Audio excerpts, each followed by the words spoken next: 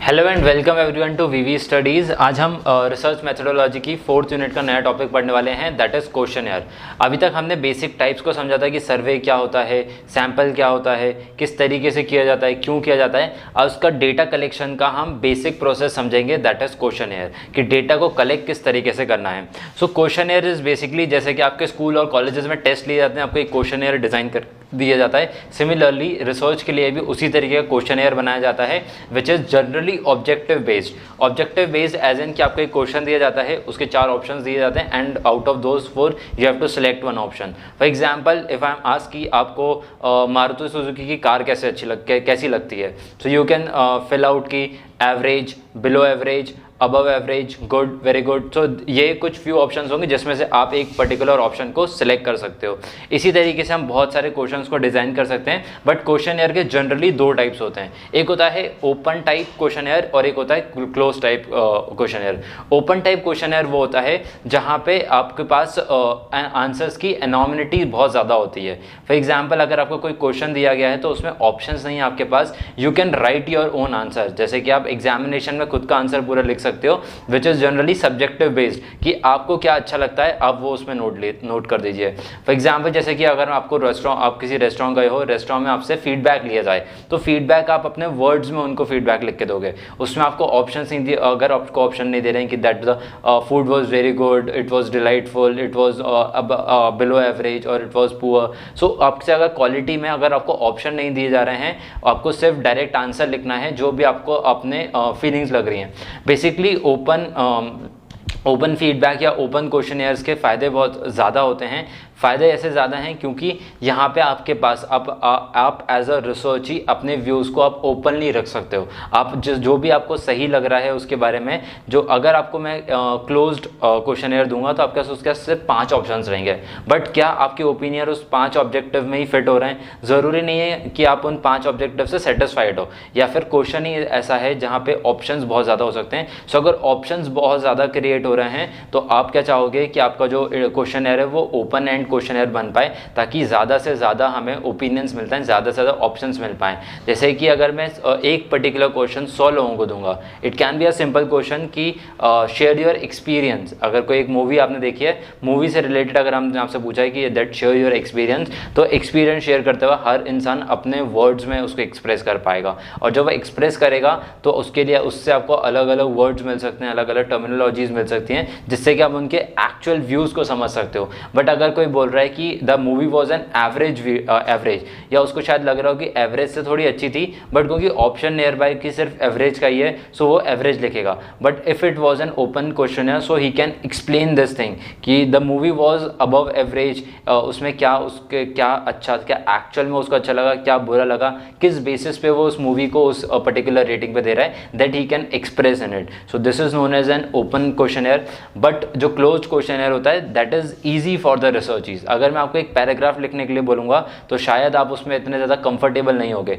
अगर आप मूवी देख कर आए हो, मूवी देखने के बाद मैंने आपको एक फॉर्म दे दिया फिलअप करने के लिए without any options, you have to write it down.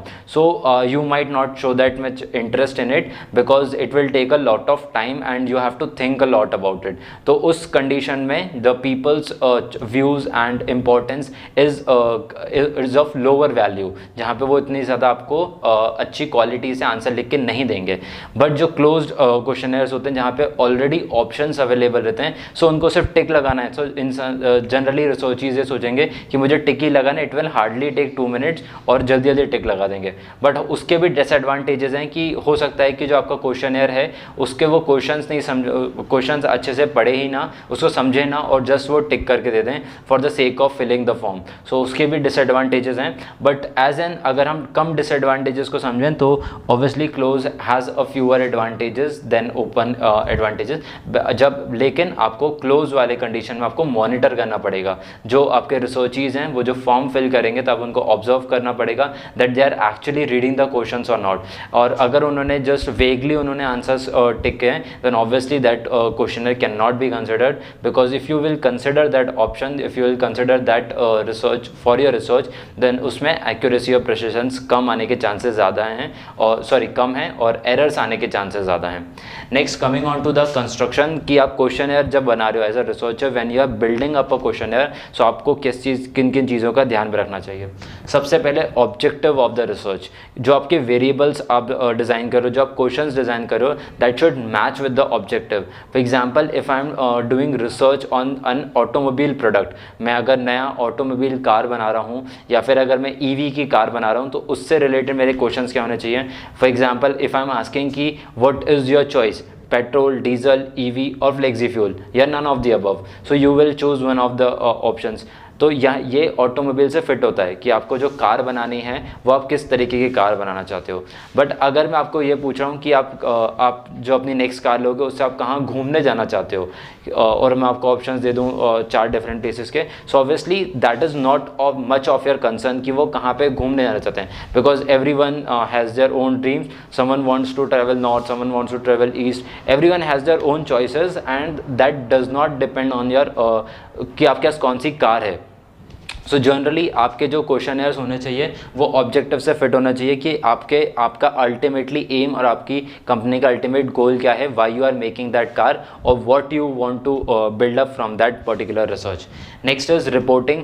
After analysing the questionnaire you should report to your superiors. आप अपने सुपीरियर्स जाके चेक करा सकते हो दैट द डेटा और the questions that you have chosen are correct और not. As a researcher it is very important that the question should be in line and question should not be unambiguous, जहाँ पे आप कुछ वेग questions पूछ रहे हो या फिर कुछ इनअप्रोप्रिएट क्वेश्चंस पूछ रहे हो, because that can damage the marketing techniques. Because जब आप रिसर्च करते हो तो रिसर्च करने के साथ साथ ऑब्वियसली आपकी कंपनी की मार्केटिंग भी होती है and you do not want to demarket your product. अगर आप कुछ इनअप्रोप्रिएट क्वेश्चंस पूछ रहे हो या फिर इनअप्रोप्रिएट एक्शंस ले रहे हो उसमें, तो उस वजह से हो सकता है कि आपकी कंपनी की डी मार्केटिंग हो जाए, या फिर कुछ ऐसे क्वेश्चंस हो सकते हैं जो कि गवर्नमेंट के पीनलाइजेशन एक्ट्स में आते हो। नेक्स्ट इज कंसल्टेशन और council.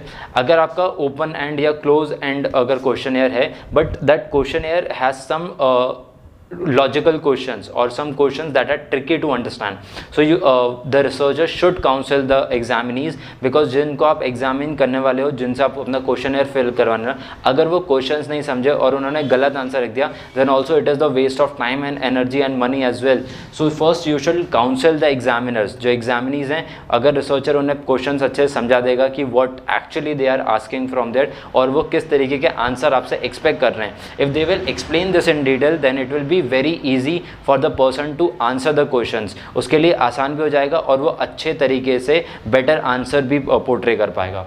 Lastly primary test. Primary test as in जब आपने उसको काउंसिल कर लिया तो आप उसको इनिशियल लेवल पे अगर आप उसको टेस्ट करना चाहते हो कि उसने अच्छे तरीके से क्वेश्चनर को समझा या नहीं, तो आप उससे 2-3 ओरल क्वेश्चंस पूछ सकते हो और समझ सकते हो कि क्या एक्चुअल में उसने आपके ऑब्जेक्टिव को, आपके क्वेश्चनर को समझा या नहीं, या फिर उसके मन में अंडरस्टैंडिंग आई है या नहीं, what you are trying to convey, what you are trying to answer from him, what you are expecting from him, basically that for understanding that you should do a primary test.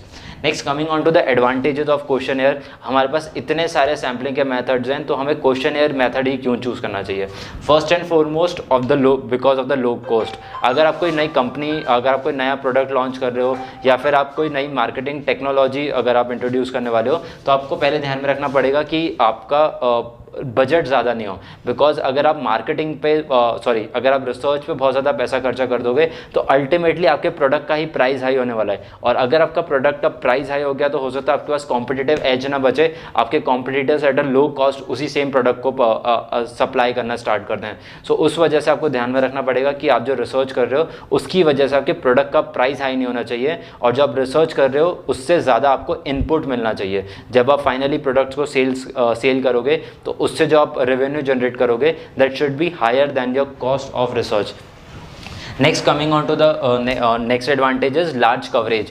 जब आप questioners को distribute करते हो तो questioners आप पूरे nation में distribute करवा सकते हो। You can hire someone from each region, for example आप north east, south west, central, north east, आप हर जगह पे लोकल रीजन्स बना सकते हो। लोकल रीजन्स को बनाने के बाद उसमें आप अलग अलग कॉलेजेस में, अलग अलग ऑर्गेनाइजेशंस में जाके क्वेश्चनर्स फिल करा सकते हो। आप किसी को सेंड कर सकते हो शॉपिंग मार्केट में या फिर शॉपिंग कॉम्प्लेक्स में, आप आप कॉलेजेस में जा सकते हो, आप स्कूल्स में जा सकते हो, आप गवर्नमेंट ऑफिसेज, आप प्राइवेट ऑफिसेज में जाकर डेटा कलेक्ट कर सकते हो। सो यहाँ पे आपको एक वाइडर पर्सपेक्टिव मिल जाएगा, अलग अलग जगहों से मिल जाएगा। आप डोर टू डोर भी जा सकते हो, आप घर पे जाके लोगों के सर्वेस कर सकते हो, वहाँ से भी आपको बहुत ज़्यादा कीन इन्फॉर्मेशन मिल जाएगी और बहुत ज़्यादा डाइवर्सिफाइड इन्फॉर्मेशन मिल जाएगी। Next is validity. अगर आपने अच्छे तरीके से एग्जामिनी जो आपके क्वेश्चन है इसको फिल कर रहा है, आपने उन्हें अच्छे तरीके से ऑब्जर्व किया है, अगर आपने उन्हें अच्छे तरीके से काउंसिल किया है कि क्वेश्चनर्स क्या हैं, क्वेश्चंस का मतलब क्या है, what is the objective of this research, if you have explain it to them, तो हो सकता है कि वो अपने 100% ट्रुथफुलनेस के साथ, 100% ऑनेस्टी के साथ उस क्वेश्चनर को फिल करें और उसकी वजह से आपका डेटा जो होगा वो वैलिड डेटा होगा, उसके अंदर एरर के चांसेस बहुत कम हो जाएंगे। Next is the type is very rapid. आपको बहुत ज़्यादा टाइम इसमें शायद नहीं देना पड़े, बिकॉज आप इसमें जनरली अगर आप किसी से एक क्वेश्चन फिल करा रहे हो तो एक क्वेश्चन फिल करने में मैक्सिमम ही विल टेक 5 मिनट्स। तो अगर इस तरीके से आप एक स्कूल में गए हो, एक स्कूल में 60 स्टूडेंट्स बैठे हुए हैं, अगर आप 60 स्टूडेंट्स को एक साथ फॉर्म फिलअप करने के लिए दे दोगे तो वो आपको 5 मिनट में 60 फॉर्म भर के दे देंगे। So this is better than interviewing. अगर आप किसी को इंटरव्यू करने जाओगे तो आप एक पर्सन के ऊपर 5 मिनट खर्च करोगे, यहाँ पे आप क्वेश्चन फिल करा के 60 स्टूडेंट्स को डिस्ट्रीब्यूट करके 5 मिनट में सबसे आप डेटा कलेक्ट कर सकते हो। So this is very rapid. आप क्विकली आप रिस्पॉन्सेज को गैदर कर सकते हो और अपने टाइमली आप अपने रिसर्च को कंप्लीट भी कर सकते हो। Last is repetitive information. जो आपको ऐसा अगर आपको लग रहा है क्योंकि आपके हाथ में सारे के सारे इन्फॉर्मेशन है, आपके हाथ में सारे फॉर्म्स हैं, तो आप पहले फॉर्म्स को गो थ्रू कर सकते हो। अगर आपको कहीं पे ऐसा लग रहा है कि किसी ने एक ही आंसर को बार बार लिखा है या एक दूसरे के आंसर्स कॉपी किए हैं, जनरली अगर आप स्कूल में डिस्ट्रीब्यूट करा रहे हो तो हो सकता है ऐसा कि एक ही स्टूडेंट को देखते हुए सामने फॉर्म भर दियो, या फिर एट टाइम्स ऐसा भी होता है कि आपने जो एम्प्लॉयज़ को हायर किया है कि वो फॉर्म्स भरवा के लाए मार्केट से, वो just by sitting at their home वो खुद ही उस फॉर्म को फिल कर देते हैं just for the sake of filling the form. तो आप देख सकते हो कि क्या इसमें रिपीटेटिव इन्फॉर्मेशन है, क्या सेम इन्फॉर्मेशन है, क्या एक ही जगह से बहुत ज़्यादा इन्फॉर्मेशन आई है। अगर ऐसा है तो you can go through it and close the chances of error. आप उनको एलिमिनेट कर सकते हो वहाँ से और आपके पूरे चांसेस ऑफ एरर्स खत्म हो जाएंगे। So this was the basic about questionnaire. I hope the topic is clear to you.